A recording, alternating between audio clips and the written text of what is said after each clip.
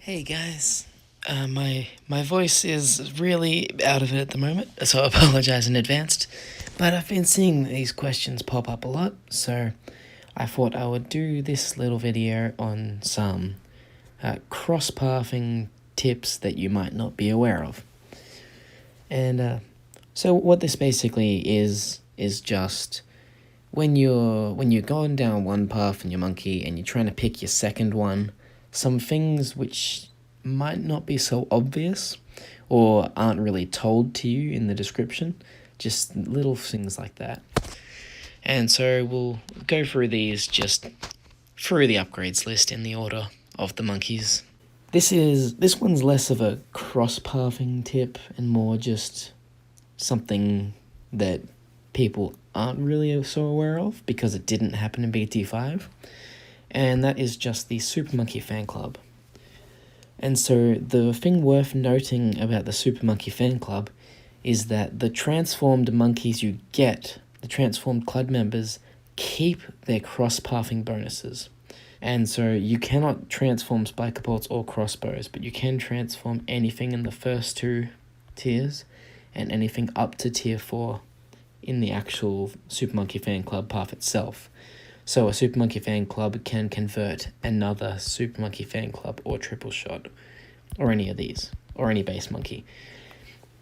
But yeah, that's so basically they keep the cross pathing. So if you have a sharp shot start monkey which is converted, it has 1 extra pierce.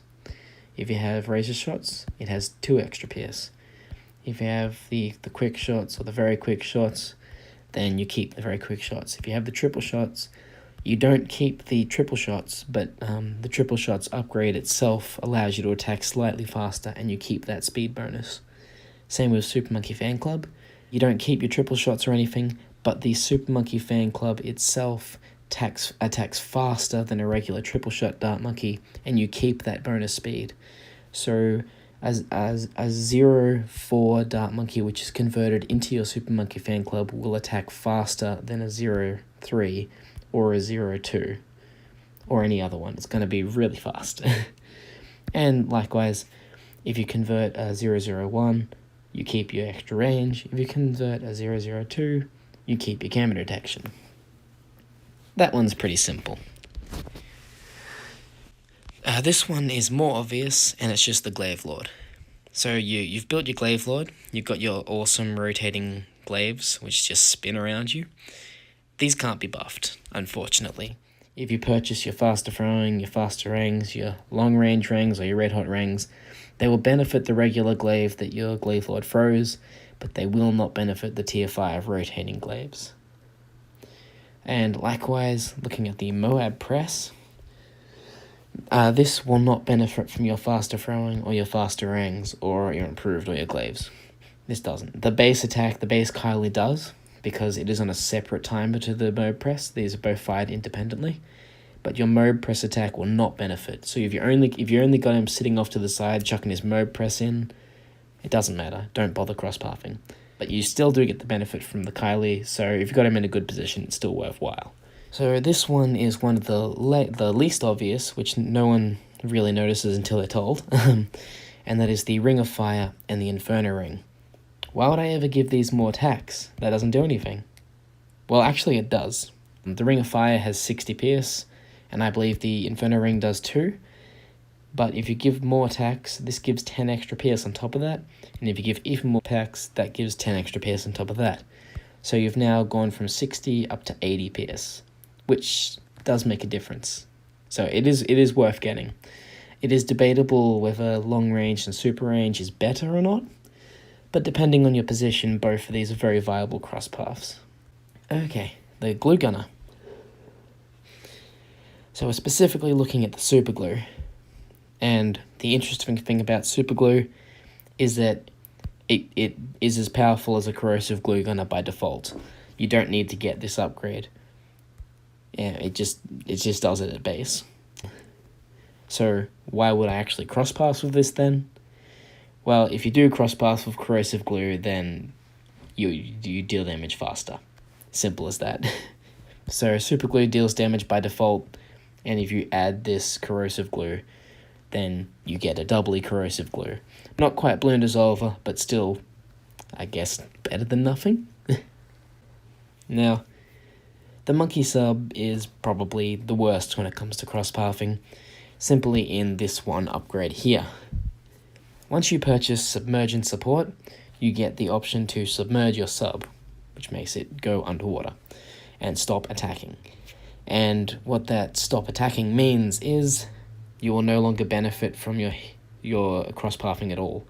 Your twin guns, your airburst, your barb dart, your heat tipped. These all work still, but since you're submerged, you're not attacking, so you don't get anything out of it. You still do have the choice of unsubmerging and resubmerging whenever you want, though, so you can benefit from it. It just requires a lot of micro. You basically have to unsubmerge your sub and attack until there's camos, and then you resubmerge once there is camos. But that becomes less helpful once you get the Plutonium Reactor, as its base attack is more powerful than allowing it to attack while unsubmerged. Technically, if you're good at micro, you could take advantage of the advanced intel though and allow it to attack from a distance, and then once balloons catch up to it, then submerge it. So there's stuff you can do here. Something worth noting about the Buccaneer, if you have the Destroyer upgrade, this increases the attack speed of your Grape Shot. Something pretty simple, but it makes a nice difference, and it's really helpful, because your Grape Shot is already a very powerful attack, so combining it with the attack speed boost from a Destroyer, this makes it incredibly powerful. And another thing worth noting is once you upgrade to the aircraft carrier, you retain your Grape Shot. You lose your regular double shot attack, and you don't benefit at all from long range, but you do keep the Grape Shot. The only problem is it loses the attack speed boost it had at the Destroyer tier. So it's debatable if this is really that worthwhile a cross-path at this point. You do benefit from the camera detection from Crow's Nest, so if you're going to go aircraft carrier, then it's probably not worthwhile to get the Grape Shot path, unless you really need it in the mid-game with that Destroyer. So this is another one which isn't really explained at all, similar to the tack shooter, and this is the Spectre. The Spectre only fires one dart per attack, so why would you ever get the lots more darts? It says it shoots 12 darts, and it doesn't actually make me shoot 12 darts, obviously, because that would be overpowered, so why would I ever get this? Well, what this does to your Spectre is it increases the pierce of each of your darts, so it still helps. It just allows your darts to pierce a little more. The middle path only gives you the Exploding Pineapple and Spy Plane, so it's still very worthwhile to get this, especially since Rapid Fire does work and increase the attack rate. If you're going to get a 104 Spectre anyway, you may as well get a 204. So this one, most people already know this, but the Comanche defense isn't very popular until Teal 5 anyway, so yeah. And what this basically is all of the little small Comanches that spawn, they already have Pursuit by default. You don't need to get this cross path. You can literally make a 0-4 heli, a 0-5, and just not worry about your main heli, and those 3 Comanches are much more powerful than him. That's where all your power is coming from, and they're going to have camera detection. So a 0-5 is arguably probably the best heli pilot, unless you really want the Mob shove to be following and pushing, but I like to just lock him at the front. Depends what you need. If you're in Chimps mode, then Pursuit does come in handy. You get a little bit of extra DPS there, and you're locked on. But, yeah. So, the Alchemist. This one, I think, is more of a bug, actually, but I'm not entirely sure. But either way, this is the Unstable Concoction. And what this is the larger potion, it doesn't make your Unstable Concoction apply in a larger radius, and it doesn't make the explosion larger either, so it doesn't do anything.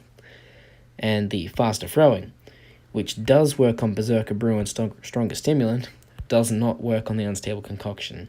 so you're not going to be throwing your concoctions out faster with faster throwing. Overall, if you're going to be getting this path, then you're only really going to want a 0-3-0, unless you're going to tier 4 or tier 5. But it's also worth noting that tier 4 replaces your tower, so there's not much benefit to cross-pathing there either, and except for when the ability is not active. So your ability isn't always active, so you do still benefit there. But if you're only going for the unstable concoction, there is no point to cross-pathing here. Okay, the Druid. Druid is actually very similar. Same upgrade, 0-3-0. This cannot be buffed by anything. It has a set attack rate, a set damage, a set speed. It deals that damage. That doesn't change. There's no way to benefit this. It even has infinite range, so Druidic Reach doesn't benefit it. Nothing benefits this. Which is unfortunate because this is a very awesome attack. It'd be great to be able to speed this up or something like that, but you can't. However, this being noted, all of your top path, all these extra attacks, the Heart of Thunder, the Druid of the Storm, the Ball of Lightning, the Superstorm, even though these are all separate attacks, they will benefit from other Pop Blast Druids. So if you have 5 Pop Blast Druids nearby, you can have a super Storm with Super Ball Lightning, Super Druid of the Storm, and Super Heart of Thunder. So have fun with that. The Banana Farm. This is arguably less useful since it's never going to be optimal.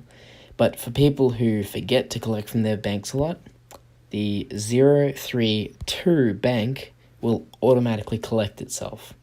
It has to wait 2 rounds to do this, but if you have a bank and it fills up, 2 rounds after it fills up, it will automatically salvage itself and give you the full stored cash in it. It doesn't halve it like the bank, or like the monkey farm usually halves rotten bananas.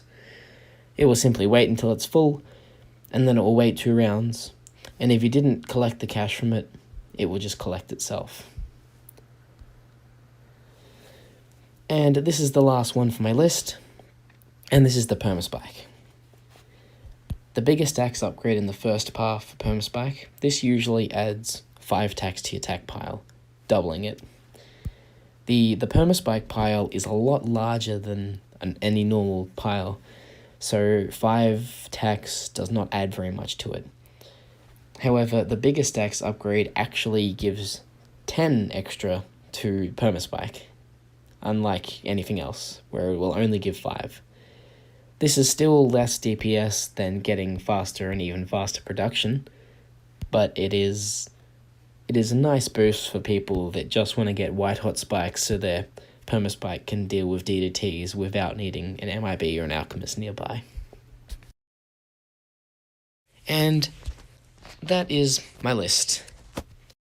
If you have any other questions, I can answer anything related to this, or almost anything related to the game that I'm allowed to answer. So feel free to ask any questions, or if you want me to do any other videos, give me ideas or anything. I hope this helped, and thanks for watching. I'll see you around.